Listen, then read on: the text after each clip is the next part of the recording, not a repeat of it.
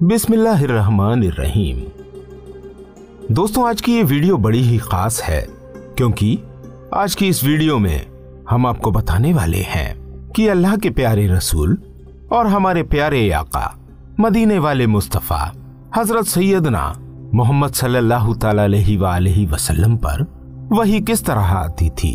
उम्मीद करते हैं इस खूबसूरत वीडियो को आप आखिर तक देखेंगे, लेकिन इससे कबल आपसे गुजारिश करते हैं कि अगर अभी तक आपने YouTube के इस मुनफरिद चैनल आदिल वॉइस को सब्सक्राइब नहीं कर रखा है तो सब्सक्राइब करते हुए नोटिफिकेशन बेल पे क्लिक जरूर कर लीजिएगा, जिससे हमारी तमाम वीडियोस की नोटिफिकेशन आपको बाकायदगी के साथ हासिल होती रहे।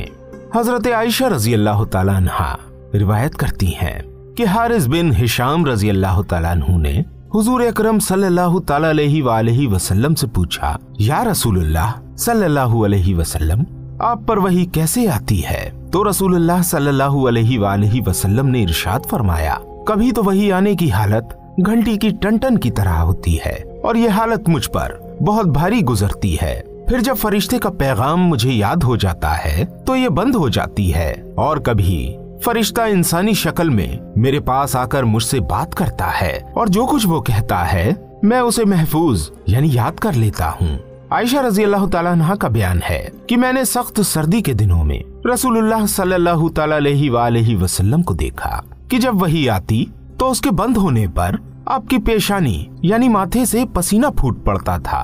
एक और रिवायत में हजरत आयशा रजी अल्लाह तआला अन्हा ने फरमाया कि रसूलुल्लाह सल्लल्लाहु तआला अलैहि वसल्लम पर वही की शुरुआत सच्चे ख्वाबों की शक्ल में हुई। आप जो कुछ ख्वाब में देखते वो सुबह की रोशनी की तरह नमूदार होता।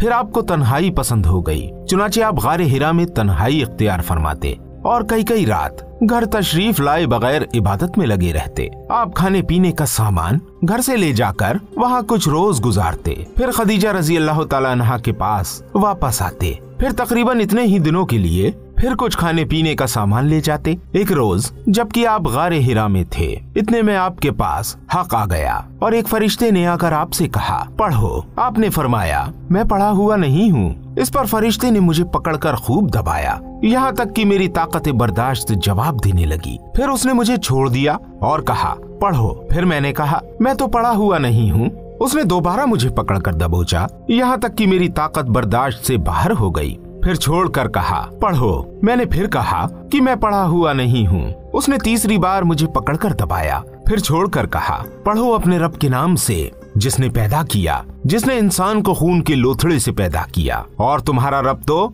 निहायत करीम है। हुजूर अकरम सल्लल्लाहु तआला अलैहि वसल्लम इन आयतों को लेकर वापस आए और आपका दिल धड़क रहा था। चुनाचे आप अपनी अहलिया खदीजा रजी अल्लाह तआला अन्हा के पास तशरीफ लाए और फरमाया, मुझे चादर उड़ा दो, मुझे चादर उड़ा दो। उन्होंने आपको चादर उड़ा दी, यहाँ तक कि डर की हालत खत्म हो गई। फिर आपने खदीजा रजी अल्लाह तआला अन्हा को किस्से की खबर देते हुए फरमाया, मुझे अपनी जान का डर है। खदीजा रजी अल्लाह तआला अन्हा ने कहा, बिल्कुल नहीं, अल्लाह की कसम, अल्लाह पाक आपको कभी जलील नहीं करेगा। आप रिश्ते जोड़ते हैं, कमजोरों का बोझ उठाते हैं, फकीरों और मोहताजों को कमाकर देते हैं, मेहमानों की खातिरदारी करते हैं और हक के सिलसिले में पेश आने वाली तकलीफों में मदद करते हैं। उसके बाद खदीजा रजी अल्लाह तआला अन्हा हुजूर अकरम सल्लल्लाहु तआला अलैहि वसल्लम को साथ लेकर अपने चचाजाद भाई वर्का बिन नौफैल बिन असद बिन अब्दुल उज़्ज़ा के पास लाई। वर्का जहालत के जमाने में ईसाई हो गए थे और इब्रानी जुबान में भी लिखना जानते थे। चुनाचे इब्रानी जबान में जितना अल्लाह को मंजूर होता इंजील लिखते थे। वर्का बहुत बूढ़े और नाबीना हो चुके थे। उनसे खदीजा रजी अल्लाह तआला अन्हा ने कहा, भाईजान, आप अपने भतीजे की बात सुने।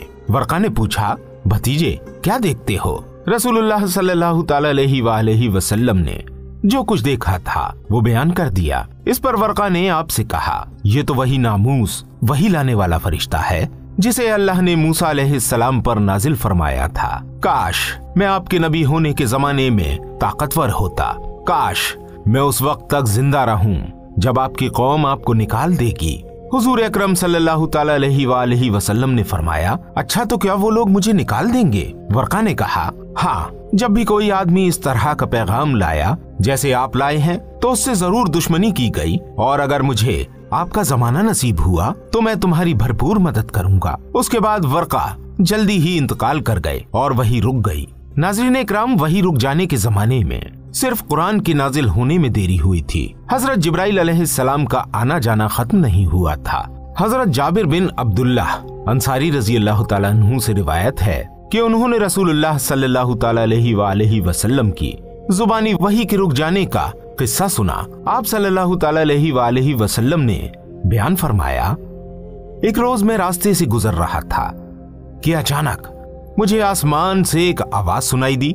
मैंने सर उठाया तो देखा कि वही फरिश्ता जो मेरे पास गारे हिरा में आया था, आसमान और जमीन के बीच एक कुर्सी पर बैठा हुआ है। मैंने उसे देखा तो मैं घबरा गया। फिर लौटकर मैंने कहा, मुझे चादर उड़ा दो, मुझे चादर उड़ा दो। खदीजा ने मुझे चादर उड़ा दी। उस वक्त अल्लाह ताला ने वही नाजिल की, ए ओढ़ लपेट कर लेटने वाले, उठो और खबरदार करो और अपने रब की बड़ाई का ऐलान करो और अपने कपड़े पाक रखो और गंदगी से दूर रहो। सूरह अल मुद्दस्सिर। फिर वही के उतरने में तेजी आ गई और वही लगातार उतरने लगी। नाज़रीन इकराम, इस वीडियो के लिए इतना ही।